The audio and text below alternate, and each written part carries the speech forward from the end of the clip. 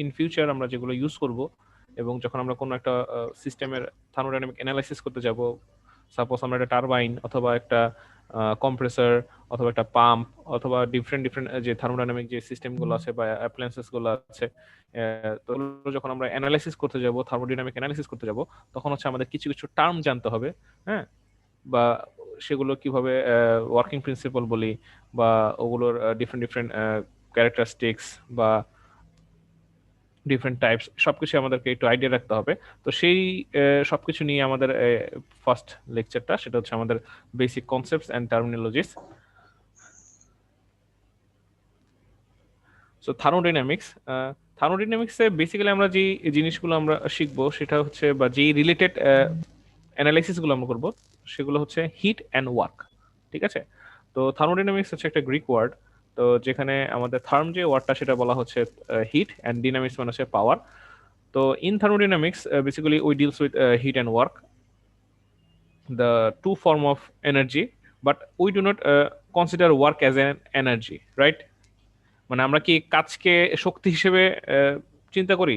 So can anyone say what is work?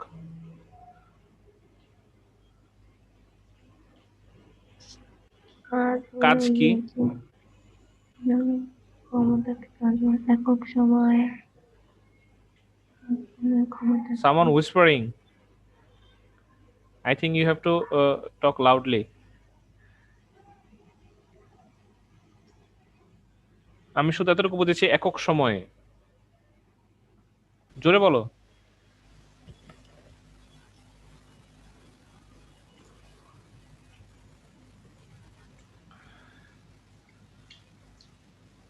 আমাদের এখানে around 40 জন future CS engineer আছে, তারা যদি কাজ কি সেটা যদি বলতে না বল পারে তাহলে প্রয়োগের হবে? ফলে কোনো বস্তুর ত্বরণ ঘটলে।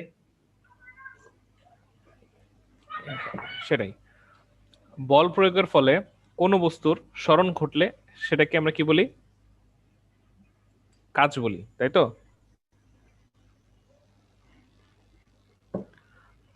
জি স্যার। সো আচ্ছা, আমরা থার্মোডাইনামিক্সে যখন কাজ কি সেটা যখন আমরা আলোচনা করব, বা যেটা তখন যখন আমরা পড়া শুরু করব, তখন আমরা কাজের একটা ডিফারেন্ট ফর্ম দেখতে পারবো। ঠিক আছে?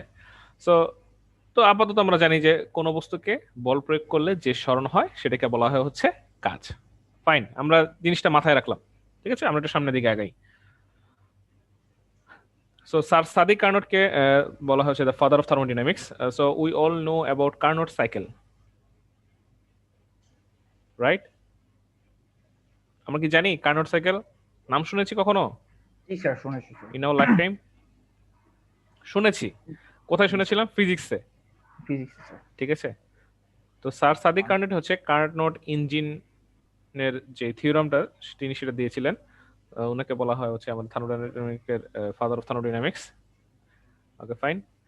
এরপর হচ্ছে একটা আমি সব ক্লাসের প্রথমে এই কোটেশনটা পড়ি শুরুর আগে, এই কোর্স শুরুর আগে, সেটা হচ্ছে আর্নল্ড সামারফিল্ডের একটা কোটেশন। সেটা হচ্ছে সবাই স্ক্রিনে দেখতে পাচ্ছ already, thermodynamics is a funny subject, the first time you.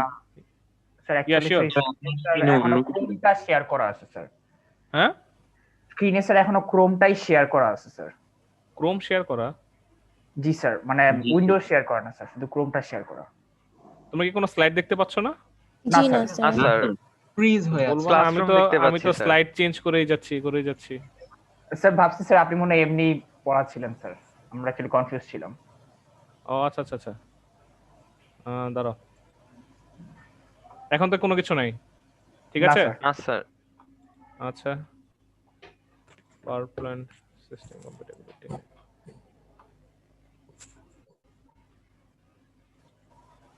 এখন জি স্যার, এখন ঠিক আছে স্যার। ঠিক আছে? জি স্যার। জি স্যার। ঠিক আছে? জি স্যার। জি স্যার। ওকে, ফাইন। আমি তো এদিক দিয়ে আমার স্ক্রিনে মানে নরমালি দেখাচ্ছিল। যাই হোক,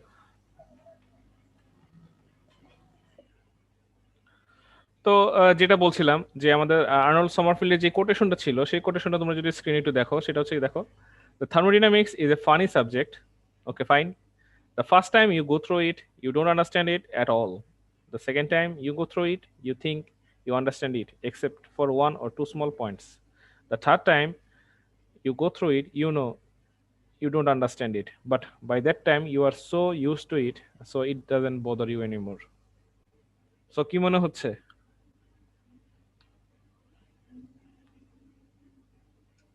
আমরা কি কোটেশনটা বুঝতে পেরেছি? জি স্যার। সো এটা হচ্ছে কি একটা বলা যায় অনেক সময় যে আমরা কখনো যদি কোনো ডেঞ্জার কোনো রুমে যাই, ধরো সে 220,000 কিলো ভোল্টের যেই ইয়েগুলো থাকে, পাওয়ার স্টেশনগুলো থাকে, সেখানে কিন্তু লেখা থাকে বিপজ্জনক। হ্যাঁ, তো এটা কিন্তু অনেকটা সেরকম নাকি?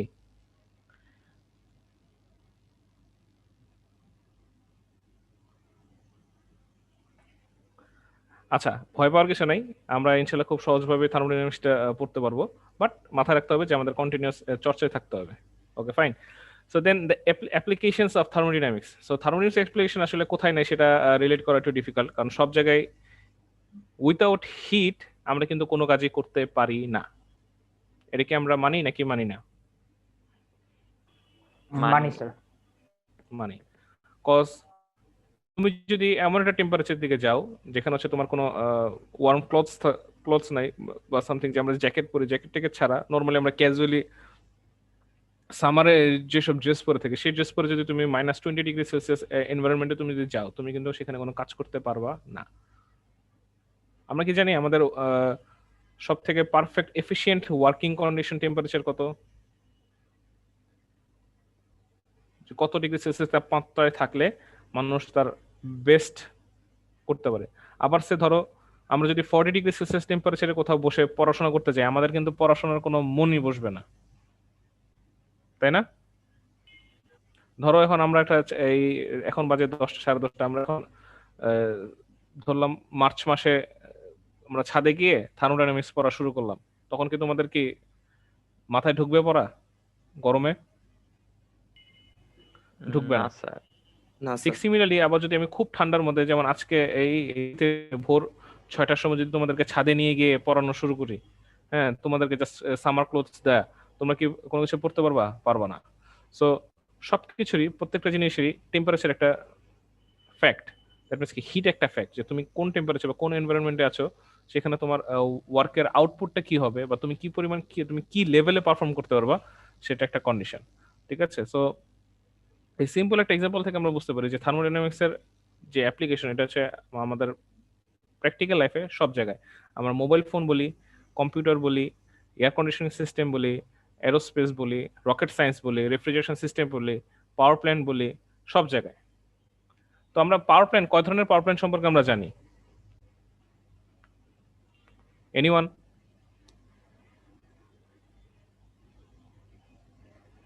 আমরা কিন্তু শিখবো পাওয়ার প্ল্যান্ট কিভাবে কাজ করে। আমরা কি কোনো ধরনের পাওয়ার প্ল্যান্ট সম্পর্কে জানি না? Nuclear power plant. Nuclear power plant, very good. সারাদিন তো আমরা টিভিতে দেখি যে আমাদের বাংলাদেশে রূপপুরে যেই একটা নিউক্লিয়ার পাওয়ার প্ল্যান্ট করা হচ্ছে, তাই না? আর কোনো কিছু? কোল পাওয়ার প্ল্যান্ট। কোল পাওয়ার প্ল্যান্ট, ভেরি গুড। বাংলাদেশে কি আছে কোথাও কোল পাওয়ার প্ল্যান্ট? বাংলাদেশে তো জি স্যার স্যার, আমাদের এটাই মাতার বেশি। বাড়ি স্যার। জি স্যার, হ্যাঁ? আমাদের মহেশখালীটা হচ্ছে কোল পাওয়ার প্ল্যান্ট যেটা এটা। কোল পাওয়ার প্ল্যান্ট, ভেরি গুড। জি স্যার। মহেশখালীতে আছে। আর কোনো ধরনের power plant? Turbine power plant. না, এখানে টেকনিক্যাল ফল্ট আছে, প্রত্যেকটা পাওয়ার প্ল্যান্টেই টারবাইন থাকে। আচ্ছা, ওকে স্যার। এটাও আমি ভুল বললাম, প্রত্যেকটা পাওয়ার প্ল্যান্টে থাকে না, মোরলেস সবগুলোতেই থাকে, এক্সেপ্ট ডিজেল ইঞ্জিনে থাকে না। ডিজেল ইঞ্জিনও না থাকে, সব জায়গায় থাকে বলা যায় আর কি। সব ইয়েতেই তোমার ইয়ে থাকে, কি বলে, সরি ভুল বললাম, মানে সব পাওয়ার প্ল্যান্টেই টারবাইন থাকে। ঠিক আছে? টারবাইন ছাড়া অ্যাকচুয়ালি পাওয়ার জেনারেট করা ডিফিকাল্ট। সোলার পাওয়ার প্ল্যান্ট যেগুলো আছে, সোলার পাওয়ার প্ল্যান্ট, বাংলাদেশে সোলার পাওয়ার প্ল্যান্ট কি আছে? না স্যার, বাংলাদেশে নেই। বাংলাদেশে নেই। Hydro electric. Hydro electric, very good. এটা আমি চাচ্ছিলাম যে কারো একজনের কাছ থেকে হয়তো আসবে যে হাইড্রো ইলেকট্রিক। তো বাংলাদেশে হাইড্রো ইলেকট্রিক কয়টা?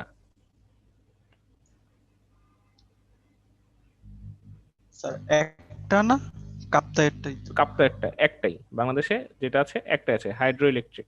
তোমরা জানো যে বাংলাদেশে একটা টাইমে টোটাল বাংলাদেশে যে ইলেকট্রিসিটি শুধুমাত্র ওই কাপ্তাই থেকেই সাপ্লাই দেওয়া হতো। এখন কিন্তু আমাদের অসংখ্য পাওয়ার প্ল্যান্ট, অসংখ্য। সো 2010 অথবা 11-এ তোমরা তখন কোন ক্লাসে পড়তা? 5-6 না 3-4-এ? 4-5 4-5-এ পড়তা। তখন কি তোমাদের খেয়াল আছে যে যদি তোমাদের মনে থাকে, তখন কিন্তু আমাদের প্রচুর লোডশেডিং হতো। ইয়েস স্যার, 1 ঘন্টা পর পর। হ্যাঁ, 1 ঘন্টা পর পর, বা মাঝে মাঝে গভর্নমেন্ট রুল করেছিল যে 2 ঘন্টা পর পর লোডশেডিং হবে, আবার 1 ঘন্টা কারেন্ট থাকবে, তারপর আবার থাকবে না। এখন কিন্তু সেই কন্ডিশন নাই। এখন কিন্তু আমাদের ডিফারেন্ট অনেক ধরনের আমাদের মোটামুটি পাওয়ার প্ল্যান্ট রয়েছে। তার মধ্যে হাইড্রো ইলেকট্রিক আছে, কোল পাওয়ার প্ল্যান্ট আছে, তারপর হচ্ছে ডিজেল ইঞ্জিন চালিত পাওয়ার প্ল্যান্ট আছে, তারপর হচ্ছে যেটাকে বলেছে লাইটার পাওয়ার প্ল্যান্ট, এটার সংখ্যাই বেশি। দেন আছে হচ্ছে স্টিম পাওয়ার প্ল্যান্ট, ঠিক আছে। তারপর নতুন করে হচ্ছে nuclear power plant. So power প্ল্যান্টেরই অনেক ধরনের আছে, তার মধ্যে মোটামুটি বেশ ডিফারেন্ট ক্যাটাগরির পাওয়ার প্ল্যান্ট এখন বর্তমানে বাংলাদেশে রয়েছে, ঠিক আছে। সো এই পাওয়ার প্ল্যান্ট, দেন হচ্ছে automobiles, all kind of automobiles, দেন এই এই জিনিসগুলো আমরা মূলত ধরে রাখি যে আমাদের মেকানিক্যালের জিনিস, এবং এই জিনিসগুলোতেই হয়তো আমরা ধরে নিতে পারি যে এখানে শুধু থার্মোডাইনামিক্স হয়, সেটা কিন্তু না। আমাদের বাসায় যে প্রত্যেকটা ফ্লোরে যে পানি আসছে, এই যে পাইপলাইন, এটাও কিন্তু একটা মেকানিক্যালের একটা বড় পার্ট, ঠিক আছে। পাইপ ফ্লো বলে যে আমি নিচে থেকে পানি দিচ্ছি, এবং আমার প্রত্যেকটা, দেখো একটা বিল্ডিং এর কথা যদি আমরা চিন্তা করি, প্রত্যেকটা কলে কিন্তু একটা ভালো লেভেলের প্রেসারাইজড পানি লাগে, না হলে কিন্তু ওই জায়গায় পানিটা পৌঁছাতো না, ঠিক আছে। সো এটার ডিজাইনটা কিন্তু খুব যে মনে করে ইজি তা কিন্তু না, এটা কিন্তু একটা কমপ্লেক্স ডিজাইন, ঠিক আছে। এবং যখন আমরা কোনো একটা পানি নিয়ে কাজ করব, পানির সব থেকে চ্যালেঞ্জিং যে পার্টটা থাকে সেটা হচ্ছে লিকেজ, ঠিক আছে। পানি যে ফ্লোটা হবে সেটা লিক প্রুফ করাটা খুবই ডিফিকাল্ট একটা কাজ, ঠিক আছে। যখন মানে প্র্যাকটিক্যালি যখন ইঞ্জিনিয়ারিং প্রবলেমগুলো থাকে, তো এই পানি একটা বড় ইস্যু, ফ্রিকশন একটা বড় ইস্যু, ঠিক আছে। ওকে ফাইন, আমরা সামনের দিকে আগাই। Thermodynamic system. সো এর আগে যে আমরা বললাম যে আমরা ডিফারেন্ট ডিভাইসের উপর কি করব, আমরা থার্মোডাইনামিক অ্যানালাইসিস করব, ঠিক আছে। সো এই অ্যানালাইসিস করার আগে আমাদেরকে প্রথমে স্পেসিফাই করতে হবে যে আমরা কি নিয়ে অ্যানালাইসিসটা করব, ঠিক আছে। এর আগে একজন যে আমাকে কাজের সংজ্ঞাটা দিয়েছিল, সে বলেছিল কোনো বস্তুকে বল প্রয়োগ করলে যদি তার স্মরণ হয়, সেটাকে কি বলছি আমরা? কাজ, ঠিক আছে। এই যে বস্তু, হোয়াট ইজ বস্তু? বস্তু কাকে বলে? কেউ বলতে পারবা? যার ম্যাস আছে,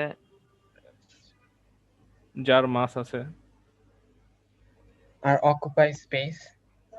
অকুপাই স্পেস। হ্যাঁ, এই বস্তুটা হচ্ছে কি আমাদের সিস্টেম, ঠিক আছে। সো দেখো ডেফিনেশনটা আমাদের এখানে দেয়া আছে। A system is defined as a quantity of matter or a region in space chosen for study. That means আমরা যে জিনিসটা নিয়ে কোনো অ্যানালাইসিস করতে যাব, কোনো এক্সপেরিমেন্ট করতে যাব, কোনো একটা জিনিস স্টাডি করতে যাব, সেটা একটা বস্তু হতে পারে, একটা স্পেসিফাইড একটা এরিয়া হতে পারে, একটা রিজিয়ন হতে পারে, ঠিক আছে। সেটাকে আমরা কি বলছি? সিস্টেম, ঠিক আছে। থার্মোডাইনামিক্সে আমরা সেটাকে বলি কি? সিস্টেম। ওকে ফাইন। সো এই যে আমি একটা আরবিটারি একটা শেপ, এটা একটা সিস্টেম। এখন আমি এই জায়গাটা নিয়ে আমরা স্টাডি করব। সো এটা হচ্ছে কি আমরা সিস্টেম। তো যখন আমরা একটা সিস্টেম বলবো, সিস্টেমের সাথে অ্যাডিশনালি আরো দুইটা টার্ম চলে আসবে। একটাকে বলা হয় হচ্ছে সারাউন্ডিংস, এবং আরেকটাকে বলা হয় হচ্ছে বাউন্ডারি, ঠিক আছে। সারাউন্ডিংস এবং বাউন্ডারি। Okay fine. এখন যদি আমরা আমাদের হিউম্যান বডিকে যদি চিন্তা করি, হিউম্যান বডির আমরা যে কোনো একটা স্পেসিফিক অর্গান নিয়ে আমরা অ্যানালাইসিস করব, ঠিক আছে। তো আমরা সাপোজ আমরা সেই স্পেসিফিক অর্গানটা হচ্ছে আমাদের হার্ট। স্পেসিফিক যে অর্গানটা আছে সেটা হচ্ছে কি? হার্ট। তো হার্ট কি কোনো কাজ করে? হার্ট স্যার ব্লাড সার্কুলেট করে শরীরে।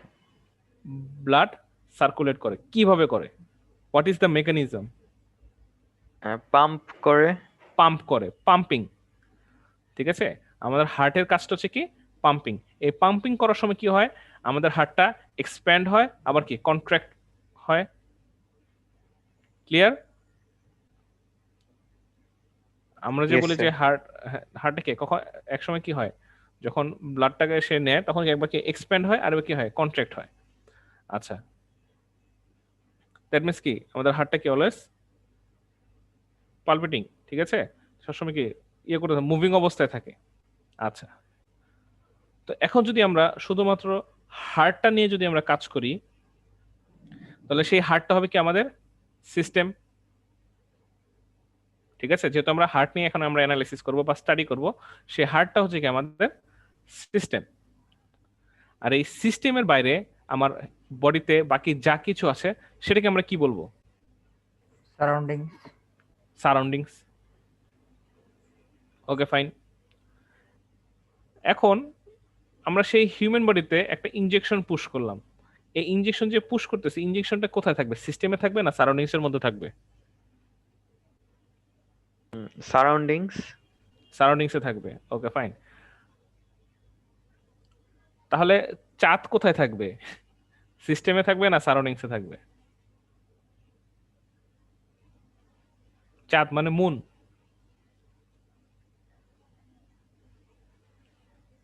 Surroundings. স্যার সবকিছুই তো সারাউন্ডিংস এ পড়ে তাহলে। সবকিছুই সারাউন্ডিংস এ পড়ে। ওই সিস্টেম ব্যতীত এই ইউনিভার্সে যা কিছু থাকবে সবকিছুই কি সে থাকবে, সেটা হবে কি আমাদের সারাউন্ডিংস।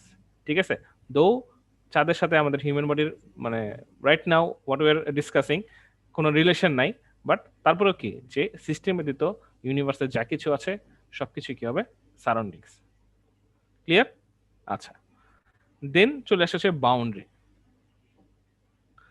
বাউন্ডারি হচ্ছে এমন একটা জিনিস যেটা হচ্ছে কি আমাদের সিস্টেমকে সারাউন্ডিংস থেকে সেপারেট করে। ঠিক আছে, বাউন্ডারি হচ্ছে এমন একটা জিনিস যেটা হচ্ছে কি সিস্টেমকে সারাউন্ডিংস থেকে সেপারেট করে, সেটাকে বলা হচ্ছে বাউন্ডারি। ক্লিয়ার? আচ্ছা, সো বাউন্ডারি কি হতে পারে? Maybe real or imaginary, at rest or in motion. At rest or in motion. So আমরা যে হিউম্যান অর্গান, দ্যাট মিনস যে হিউম্যান বডির যে হার্টটা নিয়ে আমরা যে ডিসকাস করছিলাম, সেদিকে যদি আমরা একটু ফোকাস করি, আমাদের হার্টের যে সারফেসটা আছে সেই সারফেসটাকে কি আমরা বাউন্ডারি হিসেবে চিন্তা করতে পারি? পারি স্যার। অবশ্যই পারি, কারণ সেই সারফেসটাকে কি করছে? আমাদের হিউম্যান বডি থেকে আমাদের হার্টটাকে কি আলাদা রাখছে। ঠিক আছে, সো এখন যদি আমরা সেটা চিন্তা করি, খেয়াল করো আমাদের হার্টটা কি অলওয়েজ কি ইন মোশন না? জি স্যার। একবার এক্সপ্যান্ড হচ্ছে, একবার কন্ট্রাক্ট করছে। ঠিক আছে, আবার যখন যেটা ডেড বডি হয় তখন কিন্তু কি সেটা অ্যাট রেস্ট। সো আমরা কি বলতে পারবো যে হ্যাঁ, একটা বাউন্ডারি স্ট্যাটিক অবস্থায়ও থাকতে পারে, আবার কি ডাইনামিক অবস্থায়ও থাকতে পারে। দ্যাট মিনস কি ইন মোশনেও থাকতে পারে। বোঝা যায়? জি Yes, স্যার। sir. আচ্ছা, দেন চলে আসি মেবি রিয়েল অর ইমাজিনারি। এই রিয়েল আর ইমাজিনারি পার্টটা বেসিক্যালি চলে আসে যখন আমরা কোনো অ্যানালিসিস করতে যাব বা কোনো কিছু ক্যালকুলেশন করতে যাব তখন। ঠিক আছে, আমাদের যে নর্মালি যে প্লেন উড়ে, ঠিক আছে, সেটা কত 1000 ফিট উপর দিয়ে উঠে? কারো কোনো আইডিয়া আছে? 50,000 ফিটের উপরে, I guess. 50,000 ফিট অনেক উপর, আরো নিচে 10-12,000 15,000 ফিট উপর দিয়েও প্লেন যায়। ঠিক আছে, এই যে তুমি বলো 50,000 ফিট উপরে, আমি বললাম 10,000-12,000 ফিট উপরে, সেটা কিভাবে আমরা মেজার করি? বাতাসের নরমালি চাপ। নরমালি আমি তোমাকে বলি, নরমালি যারা আমরা যদি কেউ যদি পিসিতে বা ল্যাপটপে যদি ক্লাস করে থাকি বা কেউ যদি ফোনে ক্লাস করে থাকি, তোমার স্ক্রিনের হাইট কত মেজার করতে পারবা? পারবা না, কারণ স্ক্রিনটা তো কি তোমার সামনে ফিজিক্যাল। সো তুমি যদি একটা স্কেল নিয়ে এসে যদি তুমি সাইডে ইয়ে করো রাখো, তাহলে কিন্তু তুমি মেজার করতে পারবা যে তোমার স্ক্রিনটা কত ইঞ্চ, তাই না? জি স্যার। কারণ কি? কারণ স্ক্রিনের বাউন্ডারিটা কি ফিজিক্যাল, দ্যাট মিনস কি রিয়েল বাউন্ডারি। বাট যখন আমি বলবো যে হ্যাঁ প্লেন 15,000 ফিট উপর দিয়ে ফ্লাই করছে, তখন কি সেটা কি আমি ফিজিক্যাল কোনো কিছু দেখতে পাচ্ছি? No sir. সেটাই হচ্ছে কি আমাদের ইমাজিনারি বাউন্ডারি। বুঝা গেছে? জি স্যার, জি স্যার। জি স্যার। আচ্ছা, সো এখানে একটা এক্সাম্পল দেয়া আছে, দেখো এখানে বলা হচ্ছে তোমাদের এ নোজেল। সো নোজেল কি, নোজেল নিয়ে কি আমাদের কোনো আইডিয়া আছে? নোজেল নিয়ে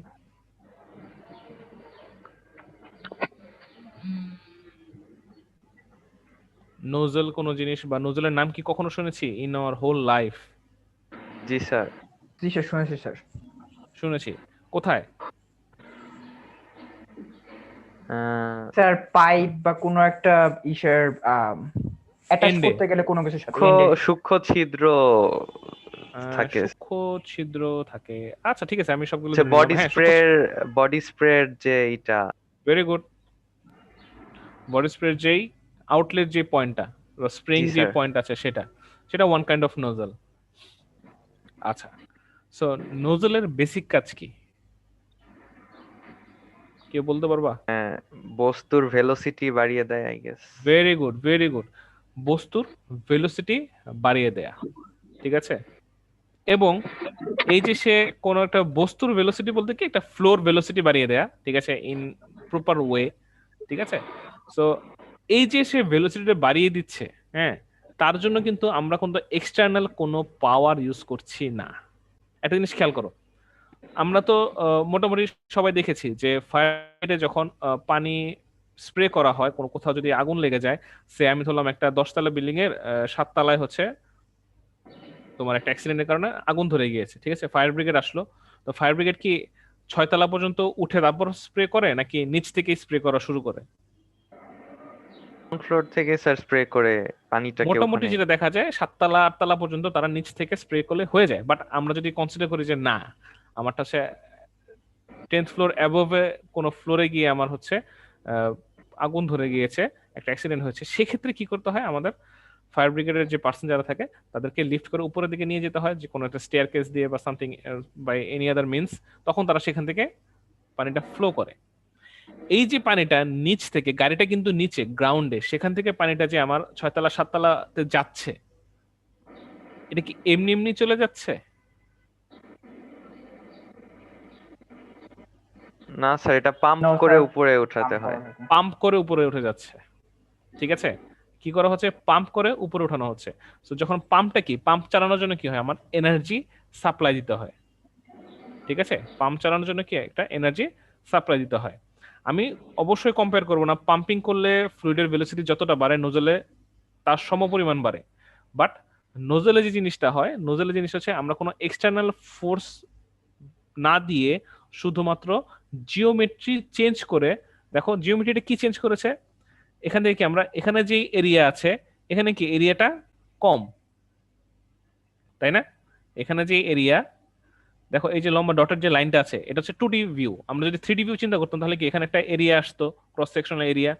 আবার এই লাইনের ক্ষেত্রে একটা কি ক্রস সেকশনাল এরিয়া আসতো। আমরা কি ভিজুয়ালাইজ করতে পারছি 2D থেকে 3D? জি স্যার। আচ্ছা, সো দেখো শুধুমাত্র কি হচ্ছে, এরিয়াটা এখানে কমে যাওয়ার কারণে কি হবে, আমাদের ফ্লুইডের ভেলোসিটিটা কি হয়ে যাবে, বেড়ে যাবে। শুধুমাত্র কি হচ্ছে, আমাদের এরিয়াটা কমে যাওয়ার কারণে ফ্লুইডের ভেলোসিটিটা বেড়ে যাবে। আচ্ছা, এখন আসি, আমরা কোনো এনার্জি দিলাম না, কোনো এক্সটার্নাল কোনো ফোর্স দিলাম না, তারপরেও ফ্লুইডের এনার্জি বেড়ে যাচ্ছে। এটা কি possible? Can we create energy or destroy energy?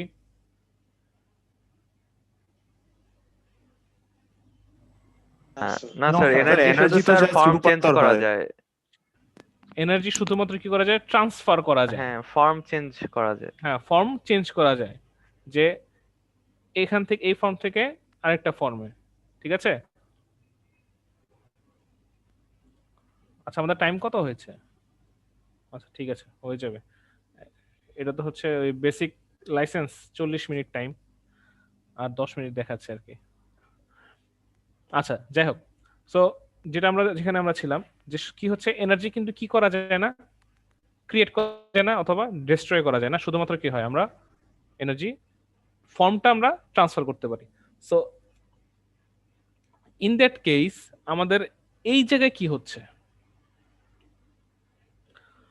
আমাদের এনার্জি কোনো কিন্তু চেঞ্জ হচ্ছে না। সো খেয়াল করো আমাদের এনার্জির যে রুলসটা সেটা হচ্ছে কি, আমরা যদি এখানে একটা পয়েন্ট কনসিডার করি, এখানে কিন্তু একটা ইমাজিনারি বাউন্ডারি, কারণ এটা হচ্ছে কিন্তু কি ফিজিক্যাল বাউন্ডারি, এটা হচ্ছে কি ইমাজিনারি বাউন্ডারি, এটা হচ্ছে কি আমাদের ইমাজিনারি বাউন্ডারি।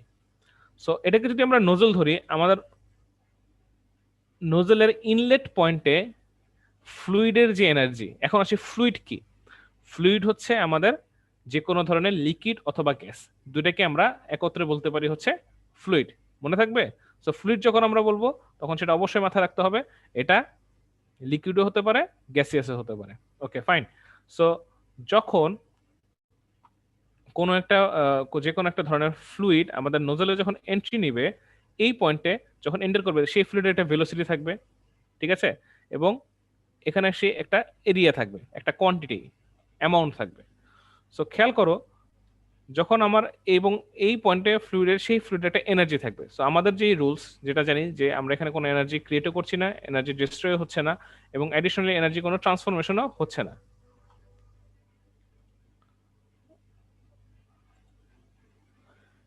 এনার্জি কি হচ্ছে, কোনো ধরনের ট্রান্সফরমেশনও হচ্ছে না।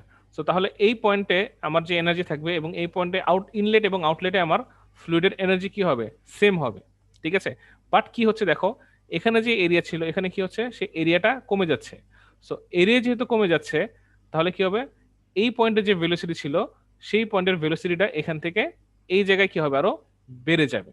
এখানে এরিয়া বেশি ছিল তাই হচ্ছিল কি এখানে প্রেসার এনার্জি বেশি ছিল, দ্যাটস ওয়াই ভেলোসিটি কম। আর এই পয়েন্টে এসে আমার কি হবে, ফ্লুইডের এরিয়া কমে যাচ্ছে বাট এখানে কি হবে, আমার ভেলোসিটিটা বেশি হয়ে যাবে, ঠিক আছে। সো শুধুমাত্র এরিয়া ট্রান্সফারের মাধ্যমে আমরা কি করছি, আমাদের যে ডিজায়ার্ড যে কাজটা যেটা হচ্ছে হাই স্পিড ভেলোসিটির ফ্লুইড ফ্লো, সেটা আমরা পেয়ে যাচ্ছি থেকে নোজল থেকে, ঠিক আছে। সো এই যে নোজলে এন্ট্রি নিচ্ছে এখানে কিন্তু ফিজিক্যাল কোনো বাউন্ডারি নাই, বাট আমরা যখন কোনো নোজল অ্যানালিসিস করতে যাব এই পয়েন্টটাকে আমরা এই ইমাজিনারি লাইনটাকে ধরে নিব হচ্ছে আমাদের এন্ট্রি ইনলেট, এবং এই ইমাজিনারি যে লাইনটা আছে যে বাউন্ডারিটা আছে সেটাকে আমরা ধরে নিব আমাদের নোজলের আউটলেট। ক্লিয়ার? এটা হচ্ছে আমাদের বাউন্ডারি ইমাজিনারি এবং রিয়েল। সো বেসিক্যালি ইমাজিনারিটা আমরা ইউজ করি হচ্ছে কিসের জন্য, যখন আমরা কোনো সিস্টেমকে অ্যানালাইসিস করতে যাই। আচ্ছা, দেন চলে আসি এই বাউন্ডারির শেপ চেঞ্জও হতে পারে এবং তার শেপ এবং সাইজ দুটাই চেঞ্জ করা পসিবল। ওকে ফাইন। সো সেটা কখন হতে পারে, এই যে একটা ছবি আমরা দেখতে পাচ্ছি এই ছবিটা আমরা একটু ভালোভাবে মনে রাখার চেষ্টা করি, কারণ এই ধরনের ছবি আমরা সামনে আরো অনেক বেশি পরিমাণে দেখব, ঠিক আছে। সো এই যে সিস্টেমটা, এই সিস্টেমটাকে বলা হয় হচ্ছে পিস্টন সিলিন্ডার মেকানিজম, ঠিক আছে। এটা হচ্ছে কি আমাদের পিস্টন, আর এই যে ব্ল্যাক কালার যে বোল্ড করে দেয়া আছে এটা হচ্ছে আমাদের সিলিন্ডার। সো এখানে একটা পাথওয়ে আছে। সো আমরা কি করলাম, আমরা এই পাথওয়ের ভিতর দিয়ে কিছু পরিমাণ ফ্লুইড আমাদের সিলিন্ডারে পাস করলাম, পাস করার পর কি করলাম, আমরা এই পয়েন্টটা বন্ধ করে দিলাম। বন্ধ করে দেওয়ার পরে যদি আমার এখানে এখন বর্তমানে এই কন্ডিশনে আছে, ঠিক আছে, আমার এই উপর থেকে আমরা কোনো ধরনের ফোর্স অ্যাপ্লাই করছি না, ঠিক আছে, কি করছি না, আমরা কোনো ধরনের ফোর্স অ্যাপ্লাই করছি না। সো আমি যদি ফার্দার আরো কিছু ফ্লুইড যদি আমার সিলিন্ডারে এন্ট্রি করতে নেই তাহলে কি হবে, আমার পিস্টনটা কি এই পজিশনে থাকবে না পিস্টনের পজিশনে কোনো চেঞ্জ হবে, স্যার উপরে উঠে যাবে। উপরে উঠে যাবে। যদি আমার পিস্টন উপরের দিকে উঠেছে তার মানে কি হচ্ছে, আমার যে সিস্টেমটা আছে সেই সিস্টেমের সাইজটা কি বেড়ে যাচ্ছে, যাচ্ছে না? জি স্যার। তার মানে কি আমার বাউন্ডারি কি এক্সপ্যান্ড করছে। সো সিমিলারলি আমি যদি আবার উপর থেকে যদি এদিকে ফোর্স অ্যাপ্লাই করি তাহলে কি হবে, আমার পিস্টনটা কি নিচের দিকে নামা শুরু করবে এবং কি হবে, আমার বাউন্ডারি কি কন্ট্রাক্ট করা শুরু করবে। আমরা কি জানি গ্যাস হচ্ছে কি কম্প্রেসিবল, তাই না? গ্যাসকে আমরা কি করতে পারি, কম্প্রেস করতে পারি, ফ্লুইডকে কিন্তু আমরা কম্প্রেস করতে পারি না, ঠিক আছে। আমরা কিন্তু 1 মিটার কিউব ভলিউমের এয়ারকে কম্প্রেস করতে পারবো, বাট আমরা কিন্তু 1 মিটার কিউব ওয়াটারকে কি কম্প্রেস করে 0.5 মিটার কিউব ওয়াটারে কনভার্ট করতে পারি না স্যার। আমরা কিন্তু সেটা পারি না, ঠিক আছে। Okay fine. দেন যেটা বলা হচ্ছে যে আমাদের যে বাউন্ডারিটা আছে সেই বাউন্ডারি কোনো ম্যাটার, তার কোনো ভর নেই, তার কোনো ভলিউম নেই, এবং সে হচ্ছে কি zero thickness. So basically boundary হচ্ছে একটা হাইপোথেটিক্যাল টার্ম, যে আমরা ধরে নিচ্ছি যে একটা বাউন্ডারি, বাট ফিজিক্যালি হয়তো বা সেখানে বাউন্ডারি থাকতেও পারে, নাও থাকতে পারে। ঠিক আছে, সো এই গেল হচ্ছে আমাদের thermodynamical system. So to begin with a thermodynamic analysis we have to select the system, its boundary and the surroundings. Clear? So আমরা সামনে যখন থার্মোডাইনামিক অ্যানালাইসিস গুলো করতে যাব, প্রথমে আমাদের কনসিডার করতে হবে যে আমার সিস্টেমটা কি, এর বাউন্ডারি কি আছে, এবং এর সারাউন্ডিংসে কি কি আছে। আচ্ছা, এখন আসি, এই সিস্টেমকে দুই ভাগে ভাগ করা যায়, মূলত তিন ভাগে। আমি প্রথমে দুই ভাগ বলি, একটা হচ্ছে ক্লোজ সিস্টেম আর একটা হচ্ছে ওপেন সিস্টেম। তো ক্লোজ সিস্টেম এবং ওপেন সিস্টেমের মধ্যে পার্থক্য কি? ক্লোজ সিস্টেম হচ্ছে এমন একটা সিস্টেম যে সিস্টেমে আমরা কোনো মাস দিতেও পারবো না, কোনো মাস নিতেও পারবো না। সাপোজ আমরা সবাই ক্যানে করে কোক খেয়েছি। Yes, sir. Yes sir. খেয়েছি। সো যখন আমার ক্যানটা আমি ওপেন করছি না, ওপেনার দিয়ে যখন আমরা ওপেন করছি না ক্যানটা, তখন আমরা কি কোনো যদি আমরা ক্যানটাকে কোনো এক বালতি পানির মধ্যে যদি ছেড়ে দেই, তাহলে কি আমার কোক কি পানির সাথে মিশে যাবে, বা পানি কি ক্যানের ভিতরে প্রবেশ করতে পারবে? না স্যার। কথাটা বুঝতে পারছি? আমরা ক্যানটা ওপেন করিনি, ক্যানটা ক্লোজড অবস্থায় আমরা কি করলাম, এক বালতি পানির মধ্যে ছেড়ে দিলাম। সো যখন আমি ছেড়ে দিলাম, তখন পানি কি ক্যানের ভিতরে প্রবেশ করতে পারবে, অথবা কোক কি ক্যান থেকে বের হয়ে পানিতে আসতে পারবে? না স্যার। No, sir. পারবে না। আবার আমি যদি ক্যানটাকে একটা ঠান্ডা পানির মধ্যে যদি ছেড়ে দেই, তারপর যখন আমি ক্যানটাকে 1 ঘন্টা পর সেই ঠান্ডা পানি থেকে তুলে নিয়ে আসলাম, তারপর আমি কোকটা খুলে যখন কোকটা আমি ড্রিঙ্ক করব, তখন কি আমি কি ঠান্ডা কোক পাবো নাকি গরম কোক পাবো? ঠান্ডা কোক। ঠান্ডা কোক পাবো। সিমিলারলি আমি যদি এটা গরম পানিতে রেখে দিই, তখন কি পাবো আমরা? গরম কোক পাবো, তাই না? এই যে ঠান্ডা এবং গরম হচ্ছে, তার মানে কি সেখানে কি এনার্জি ট্রান্সফার হচ্ছে? জি স্যার, জি, ট্রান্সফার স্যার। হচ্ছে। হচ্ছে। তো যেই সিস্টেমের ভিতরে কোনো মাস ট্রান্সফার হবে না, কি হবে না, কোনো মাস ট্রান্সফার হবে না, বাট এনার্জি ট্রান্সফার হবে, সেই ধরনের সিস্টেমকে বলা হয় হচ্ছে ক্লোজড সিস্টেম। ঠিক আছে, বুঝতে পারছি? সেই ধরনের সিস্টেমকে কি বলা হয়? Closed system. সো তোমরা যদি আমরা যদি এরকম একটা প্রেসার কুকারের কথা চিন্তা করি, যখন প্রেসার কুকার থেকে যখন যে ছিপিটা থাকে সেখান থেকে যখন স্প্রে করা না হয়, ততক্ষণ পর্যন্ত কি হয়, স্টিমটা কিন্তু আমার সেই প্রেসার কুকারের ভিতরেই থাকে। ঠিক আছে, দ্যাট মিনস কি, সেটা হচ্ছে কি আমাদের একটা ক্লোজড সিস্টেম। কিন্তু যখন আমি স্প্রেটা ছেড়ে দিচ্ছি, দ্যাট মিনস কি আমার প্রেসার কুকারের ভিতর থেকে ছিপি দিয়ে যখন আমি হাই প্রেসারের যে স্টিমটা থাকে সেটা বের করে দিচ্ছি, তখন কিন্তু সেটার কি ক্লোজ সিস্টেম থাকছে না। আচ্ছা, তাহলে কি আমরা কি বুঝতে পেরেছি কোনটা আমাদের ক্লোজ সিস্টেম? যে সিস্টেমে কি হচ্ছে না, কোনো মাস ট্রান্সফার হবে না, বাট এনার্জি ট্রান্সফার অ্যালাউড, সেটাকে আমরা বলবো হচ্ছে ক্লোজড সিস্টেম, অথবা কি কন্ট্রোল ম্যাস সিস্টেম, যেহেতু সেখানে কোনো কিছু হচ্ছে না। কেউ মনে হয় অ্যানোড করছেন স্ক্রিনে? আচ্ছা, আমাদের আসলে টাইম শেষ, লেস দেন 1 মিনিটের মধ্যে আমাদের ইয়েটা অফ হয়ে যাবে। সো যেটা হচ্ছে, তাহলে আজকের ক্লাস এতটুকু থাকুক। আমরা ইনশাল্লাহ নেক্সট হচ্ছে আমাদের থার্সডে ক্লাস, সেদিন আমরা কন্টিনিউ করব। হোপফুলি সেদিন জুমে কোনো প্রবলেম হবে না, যদি প্রবলেম হয় আমি গুগল মিটে ক্লাস নিব। ঠিক আছে? জি স্যার। জি sir. Okay sir. Okay, thank you for